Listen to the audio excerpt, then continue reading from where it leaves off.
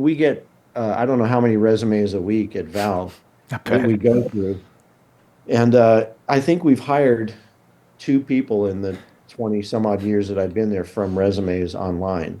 And that is the proper way to go through it at Valve. That's the only almost the only way anymore.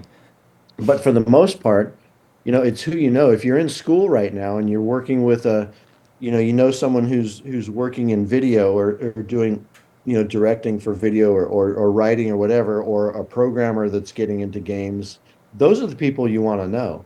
Those are the people that are going to, when they start working on something and they say, "Hey, I need music for this," it's like, "Oh yeah, I know a guy." Hmm. It's not about calling up another composer and saying, "Hey," which I get a lot, and say, "Hey, when I was working on the Mist stuff, I'd get CDs or whatever or demos all the time, and say, "Hey, I want to write music for Mist. Here's my demo reel." It's like, "Well, I want to write music for Mist too. That's what I do."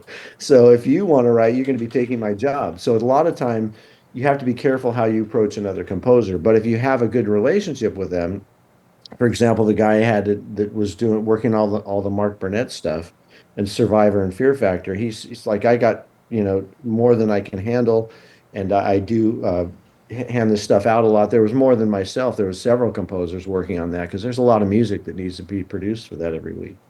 Hmm. So finding, it's those kinds of relationships that end up leading to more work than just throwing out resumes. Because with the internet now, we didn't have the bulk that goes through, for emails and websites where people are applying. It's a lot of noise out there, and trying to break through that noise is not easy if you're just throwing resumes out.